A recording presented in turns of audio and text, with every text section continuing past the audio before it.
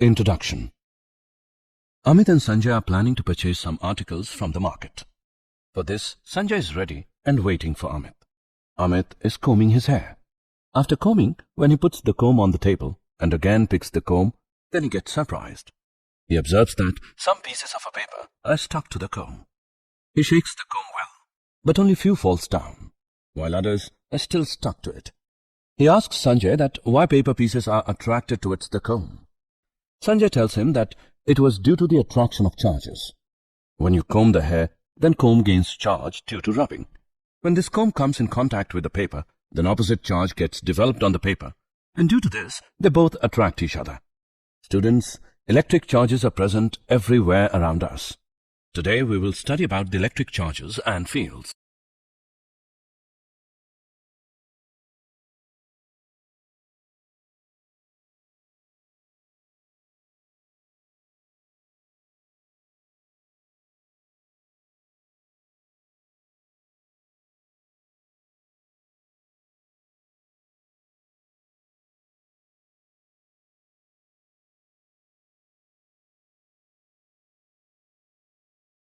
Objectives. At the end of this lesson, you'll be able to define electric charge, define conductors and insulators, know about charging by induction, understand basic properties of electric charge, define Coulomb's law, calculate forces between multiple charges, describe electric field, draw electric field lines, know about electric flux and electric dipole, analyze dipole in uniform external field, calculate continuous charge distribution, define Gauss's law and its applications.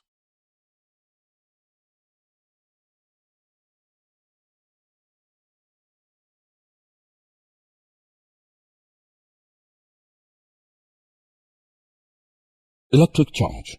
There are two kinds of charges, positive charge and negative charge. Like charges repel each other and unlike charges attract each other.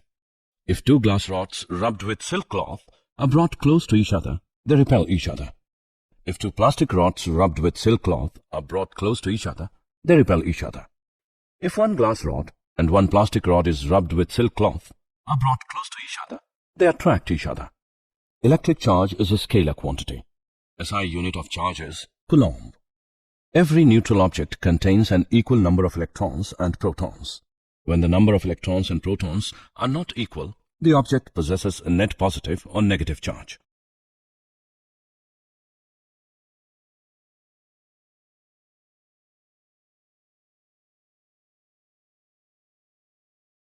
Conductors and insulators. Materials are classified in terms of their ability to allow electric charge to move or be conducted through them. Conductors are materials that readily conduct electric charge. Metals are good conductors, for example, copper, silver, aluminium, and gold. In a metallic conductor, the number of free electrons that can move throughout the material is large. The exact number of electrons detached from each atom depends on the nature of the material. Insulators are materials that do not readily allow electric charge to move. Examples of good insulators are rubber, wood, glass, and mica. In an insulator, there are no free electrons. All the electrons are bound to their parent atoms and conduction of charge is not possible. Charging by induction. The process of giving one object a net electric charge without touching the object to a second charged object is called charging by induction. When a conductor is connected to the earth by means of a conducting wire, it is said to be grounded or earthed. Let's take an example to understand this phenomenon. Bring a negatively charged rod near an isolated uncharged sphere. As a result, the part of the sphere nearest the rod becomes positively charged and the part farthest away becomes negatively charged. Connect grounding wire to the sphere. Some of the electrons will now leave the sphere and move to the earth. Remove the ground connection. The conducting sphere is left with an excess of induced positive charge. Remove the rubber rod. The conducting sphere is now left with a net positive charge. Basic properties of electric charge. Additivity. The total charge of a system is the algebraic sum of all individual charges distributed over different parts of the system. For example, the total charge of a system containing 4 charges, 2 coulomb, minus 5 coulomb, minus 6 coulomb, and 4 coulomb, is equal to -5 coulomb. Conservation of charge. The total charge of an isolated system remains constant during any process. Charge can be transferred from one body to another, but it can neither be created nor destroyed. For example, grounding of the charge. Quantization. Any charged body has a total charge, that is, an integral multiple of a certain smallest amount of a charge E. The smallest amount of free charge E that has been discovered is the charge on an electron or a proton having magnitude 1.60 into 10 raised to the power -19 coulomb. Any charge Q on an object can always be expressed as Q is equal to NE, where N is an integer. Coulomb's law. The magnitude of the electric force exerted by one point charge on another point charge is directly proportional to the product of the magnitudes of the charges and inversely proportional to the square of the distance between them. The force is directed along the line joining the two charges. The magnitude F of the force between 2 point charges and separated by a distance r can be expressed mathematically as F is equal to K into mod Q1 into mod Q2 divided by r square. Here, K is a constant of proportionality. For vacuum and in SI system, Coulomb's law becomes F is equal to 1 upon 4 pi epsilon naught multiplied by mod Q1 into mod Q2 divided by r square.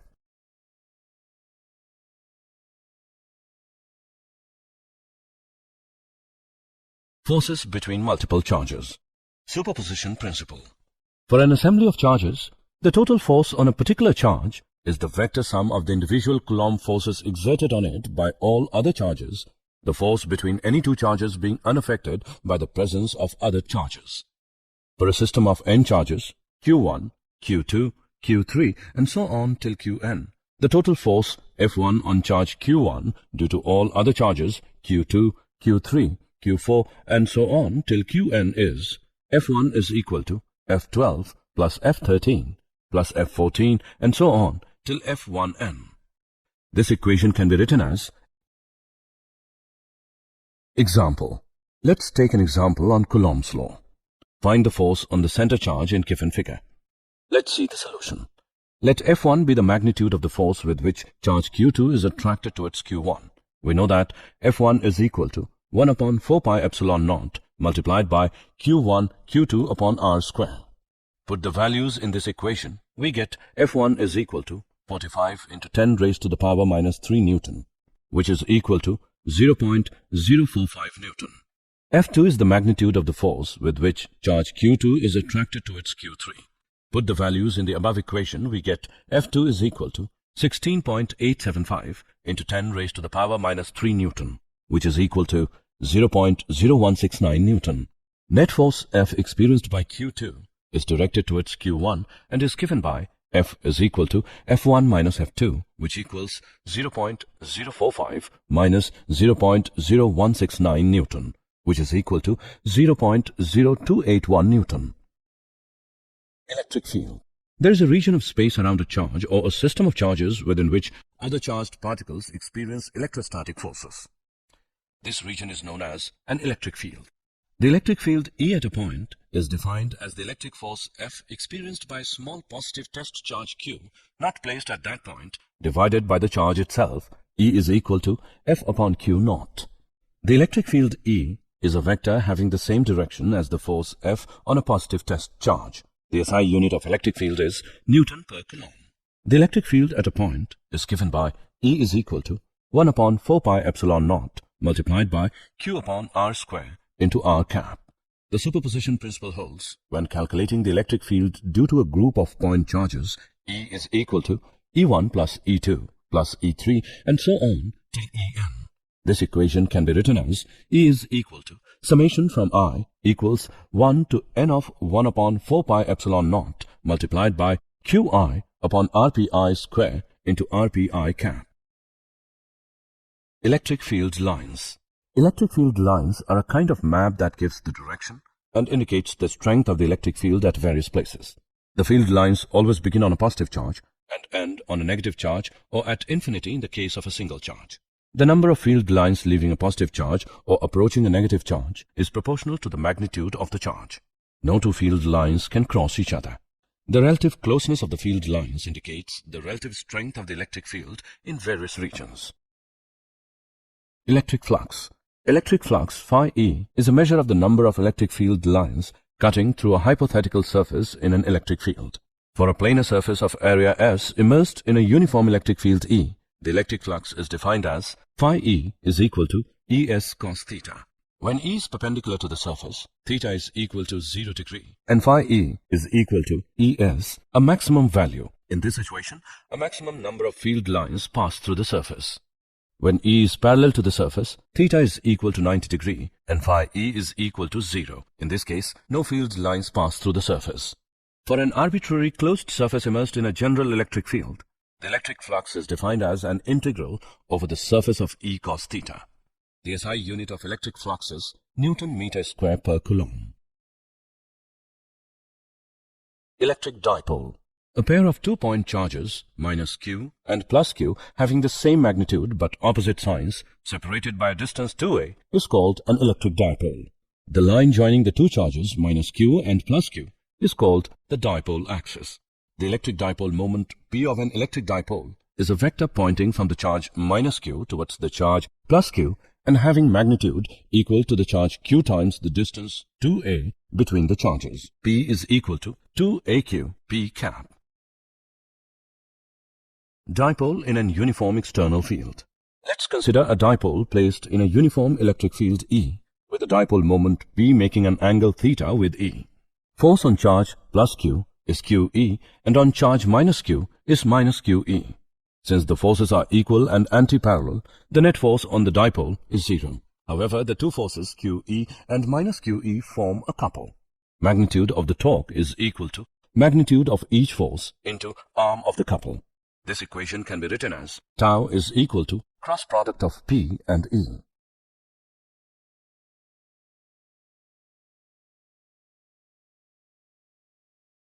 Continuous charge distribution. The electric force on a point charge Q due to a charge distribution can be conveniently calculated by assuming the charge distribution to be a continuous one. Calculation procedure. Divide the charge distribution into infinitesimal elements. Find the force on charge Q due to one such element dq, assuming it to be a point charge. The resultant force on charge Q is obtained by the integration of the field contributions due to all other charge elements of the charge distribution. Linear charge density, lambda. This term is used when the continuous charge distribution is along a line and is defined as the total charge per unit length of the line. Its SI unit is coulomb per meter. Surface charge density, sigma. This term is used when the continuous charge distribution is over a surface and is defined as the total charge per unit area of the surface. Its SI unit is coulomb per meter square. Volume charge density, rho. This term is used when the continuous charge distribution is over a three-dimensional region and is defined as the total charge per unit volume of the region. Its SI unit is coulomb per meter cube. Gauss's law, Gauss's theorem. The electric flux phi E through a Gaussian surface is equal to the net charge Q enclosed by the surface divided by epsilon naught, the permittivity of free space. Gauss's theorem is used to compute the charge inside a closed surface if E is known for all points on the surface. Application of Gauss's law. Field due to an infinitely long straight uniformly charged wire. As a Gaussian surface, we choose a circular cylinder of radius r and length L with its axis along the wire. If lambda is the linear charge density of the wire, the charge within the Gaussian surface is L lambda. We know that phi E is equal to integration of a closed surface of E dot ds, which equals to product of E and 2 pi RL, where 2 pi RL is the area of the curved surface of the cylinder. According to Gauss's theorem, we get electric field at any point at a radial distance r from the wire is equal to lambda divided by 2 pi r epsilon naught. Field due to a uniformly charged infinite plane sheet. As a Gaussian surface, we consider a circular cylinder of cross-sectional area A and height 2r with its axis perpendicular to the sheet. If sigma is the surface charge density of the sheet, the charge enclosed by the Gaussian surface is L sigma. We know that phi E is equal to integration over closed surface of E dot ds, which is equal to product of 2A and E. According to Gauss's theorem, we get electric field at any point at a radial distance r from the wire is equal to sigma divided by 2 epsilon naught. Field due to a uniformly charged thin spherical shell. To find the electric field at a point distant r from the center of the sphere of radius r, we choose a spherical Gaussian surface of radius r concentric with a charged sphere. If a rho is volume density of charge in the solid sphere, the total charge in the sphere is given by Q is equal to 4 upon 3 product of pi, r cube and rho. Case 1. For points outside the solid sphere, r is greater than r. The electric field at any point distant r from the center of the solid sphere is equal to 1 upon 4 pi epsilon naught multiplied by Q upon r square. Case 2. For points inside the solid sphere, r is smaller than r. The electric field at any point distant from the center of the solid sphere is equal to 1 upon 4 pi epsilon naught multiplied by rq upon r cube. Did you know? During rubbing, a body which has lower work function loses electrons and becomes positively charged. A body having higher work function becomes negatively charged by gaining electrons. Positron is a particle whose mass is the same as that of an electron. Positron has a positive charge of the same magnitude as that of the negative charge on an electron. Recently, the existence of particles of charge 1 upon 3e and 2 upon 3e has been postulated. These particles are called quarks. Summary. Let us summarize what we have learned. Like charges repel each other and unlike charges attract each other. The process of giving one object a net electric charge without touching the object to a second charge object is called charging by induction. Any charged body has a total charge, that is, an integral multiple of a certain smallest amount of charge E. The magnitude of the electric force exerted by one point charge on another point charge is directly proportional to the product of the magnitudes of the charges and inversely proportional to the square of the distance between them. The force is directed along the line joining the two charges.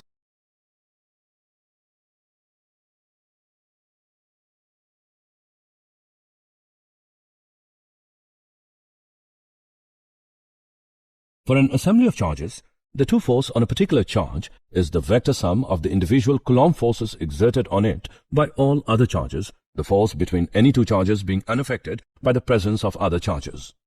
The region of space around a charge or a system of charges within which other charged particles experience electrostatic forces is known as an electric field. Electric flux is a measure of the number of electric field lines cutting through a hypothetical surface in an electric field. The electric flux through a Gaussian surface is equal to the net charge enclosed by the surface divided by the permittivity of free space.